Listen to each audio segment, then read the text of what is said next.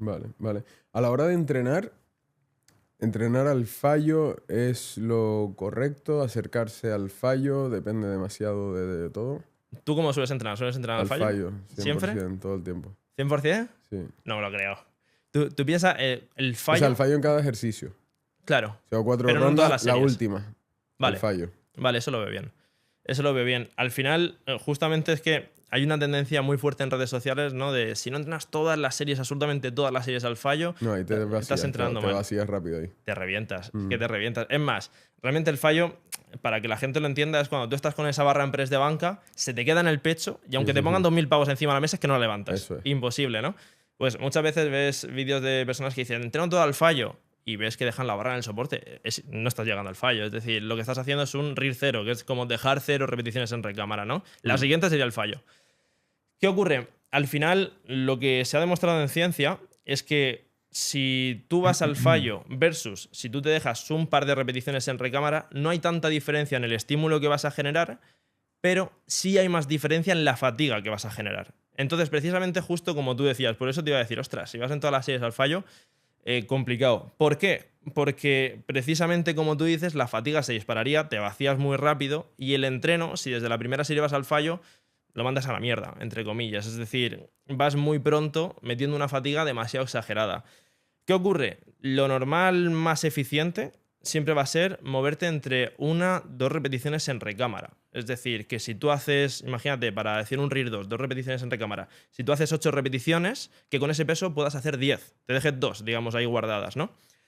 ¿Qué ocurre? Que como tú dices, al final cuando van pasando las series y cuando va pasando el entrenamiento, tiene más sentido, conforme llega el final de un ejercicio o el final del entrenamiento de un grupo muscular, que te acerques más al fallo o incluso que vayas al fallo o incluso que vayas más allá del fallo. Típicas series descendentes, que estás tirando la serie, no puedes más, llegas al fallo, le bajas un 20% el peso por cada lado, por ejemplo, en press de banca, y sigues tirándole, ¿no?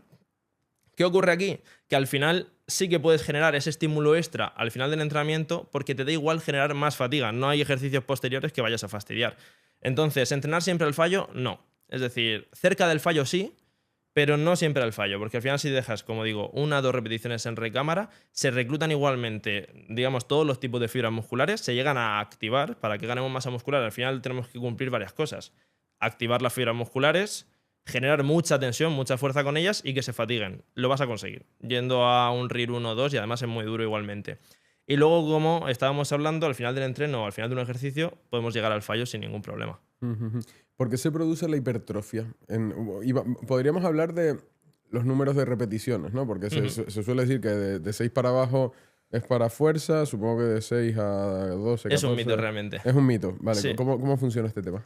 Te cuento, realmente, como digo, un músculo, tú cuando estás en el gimnasio, lo que ocurre, vamos a poner otro ejemplo que me estoy cebando con el press de banca. Imagínate que nos vamos a hacer un curl de bíceps. Tú lo que estás haciendo ahí es, primero se va a activar, tú de forma voluntaria vas a levantar la barra. Para eso, tu sistema nervioso, toda la parte de la corteza motora, tracto corticoespinal, etcétera, va a ir a generar ese contacto con las neuronas motoras que decíamos antes que estaban en la médula y que van a estar en contacto con las fibras de tu bíceps. En ese momento, el estímulo nervioso hace que dentro de la fibra se libere calcio, todo esto hace que, pues luego, ¡pum!, se genere la contracción. Esa contracción es, digamos, esa tensión que se genera es el estímulo principal para hipertrofia. Es decir, ese impulso nervioso del que hemos hablado junto a la tensión mecánica, que se llama a nivel científico, es lo que genera ese estímulo que va a hacer que luego tu cuerpo cree más proteínas musculares. Primero, tienes que activar el máximo número de fibras musculares posible, porque si solo estás activando un 50% del músculo es ineficiente. Lo que quieres es activar el máximo posible. Activarlo con la máxima tensión posible y durante el tiempo suficiente como para que se genere cierta fatiga. Porque esa fatiga acumula metabolitos en el músculo, por ese pump, ese hinchazón, y vas notando esa fatiga dentro, y esa fatiga periférica hace que se genere un circuito de retroalimentación por el cual tu sistema nervioso dice, ostras, me estoy haciendo cargo de un peso que ya no puedo levantar ante este mismo input. Entonces, si antes le pagaba 10 euros a cada fibra muscular, tengo que pagarle 15, porque si no bajan el rendimiento. ¿Qué ocurre ahí? Pues que ese mayor input del sistema nervioso hace que la fibra genere al menos el mismo nivel de fuerza que antes.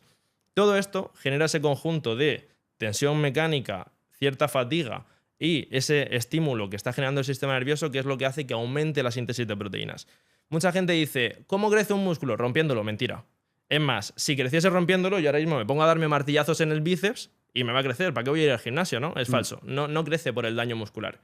Incluso se ha demostrado que cuando nos pasamos de rosca y metemos mucho daño muscular, el músculo no crece tanto. Incluso crece menos o deja de crecer, porque toda esa síntesis de proteínas, esa creación de proteínas musculares nuevas, va a reparar. O sea, que es un mito lo que se ha dicho toda la vida, que haciendo pesas cuando tienes agujetas es que tienes roturas de fibras pequeñitas y que yo llega a la proteína a reparararlo y lo repara más grande. Así como tal, sí. Vale. Es cierto que al final las agujetas, si tú ves que reduces tu rendimiento, es decir, las agujetas, ese dolor que te aparece a las 24 o 48 horas que todos hemos experimentado, puede deberse a una alteración de factores neurotróficos, no es lo normal, pero si tú ves que te baja el rendimiento, seguro que hay daño muscular. Es decir, si tú tienes agujetas y además puedes levantar menos peso ante las mismas repeticiones, tienes daño muscular. ¿Ese daño muscular va a generar hipertrofia por sí solo? No. Es decir, otra cosa es que esa inflamación, esa hinchazón que viene del daño muscular ayude a procesos que sí que pueden promover la hipertrofia, pero no es el daño muscular. Y el objetivo nunca tiene que ser generar daño muscular, sino que es esa tensión mecánica de la que hablábamos la que va a ser la que genere, pues digamos, ese estímulo para crecer. ¿Qué ocurre? Pues que al final si generas tensión mecánica, es decir, si tus fibras están generando mucha fuerza, mucha tensión, tienden a romperse un poquito, a hacer micro roturas que luego den lugar a ese daño muscular. Pero efectivamente se ha demostrado de sobra que incluso cuando tú tienes un daño muscular muy alto, el músculo crece menos. Yo, por ejemplo, soy súper intermitente con el gimnasio, ¿no? Pero cada vez que lo retomo, me da agujetas la primera ronda, la primera Normal. semana y después desaparecen. ¿Por qué dejan de dar las agujetas? Buah, eso es súper común. Al final el músculo es capaz de adaptarse al estímulo que le estás dando. Entonces, lo normal es que efectivamente se adapte a esos niveles de tensión y a ese ejercicio, y si tú, por ejemplo, coges y cambias de ejercicios por completo, van a volver a dar. Es decir, al final hay un estudio muy interesante que creo que era en sentadilla, de ejercicio excéntrico. Es decir, le pone una barbaridad de carga en la espalda, deja que baje el sujeto, es decir, la persona con la que están experimentando, le ayudan a subir la barra y vuelven a dejar que baje, así constantemente, con una carga excéntrica brutal. ¿Qué ocurre? Pues que el daño muscular que se genera es tan alto que cuando le hace un análisis de sangre con la creatinquinasa y otros factores, ven que está al borde de irse al hospital por daño renal. A las semanas, con ese mismo estímulo, el cuerpo se adapta y es capaz, tanto el tejido muscular como también el sistema nervioso, de soportar esa tarea de dejar esas agujetas de lado. Por eso muchas veces dicen, ¿cuánto es, digamos, de más? ¿Cuánto es demasiado en el entrenamiento? Es complicado decirlo. Lo puedo decir a nivel de eficiencia del estímulo que vamos a dar. Es decir, a partir de qué punto no vas a estar dando un mayor crecimiento. Pero el cuerpo es capaz de soportar burradas. Y si tú le vas apretando, le vas apretando, le vas apretando, no es que vayas a mejorar más, pero soportarlo, puedes soportarlo. Entonces, en términos de repeticiones, ¿qué podríamos decir? A la persona promedio, no profesional, no culturista, nada, que está en casa, que va al gimnasio de vez en cuando, ¿qué información podríamos darle alrededor de lo que son repeticiones? Repeticiones. Pues mira, justamente lo que hablábamos antes, es un mito el decir que menos de 6 es fuerza y más de 15, por ejemplo, resistencia y demás, sino que con todo ese rango de repeticiones podemos hipertrofiar, pero si tú vas a menos de 6 repeticiones, sí que es cierto que vas a tener que hacer más series para estimular lo mismo y generar la misma hipertrofia, por lo tanto es ineficiente.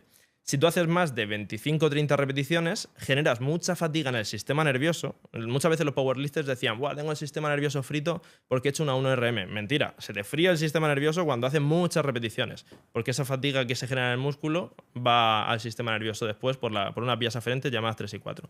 Entonces, ¿cuál es el sweet point? Pues realmente lo que han dicho casi toda la vida los culturistas, entre 6 y 15 repeticiones y si me apuras entre 8 y 12, para la mayoría de la población va perfecto, siempre cerca del fallo. Casi todo el mundo hace 10, esa es la realidad, yo creo. Perfecto. 10 está bien, ¿no? Está perfecto. Vale. Entonces, dirías, o sea, la conclusión que saco yo hasta ahora en este podcast es que es mejor entrenar inteligente que entrenar duro. Sin duda.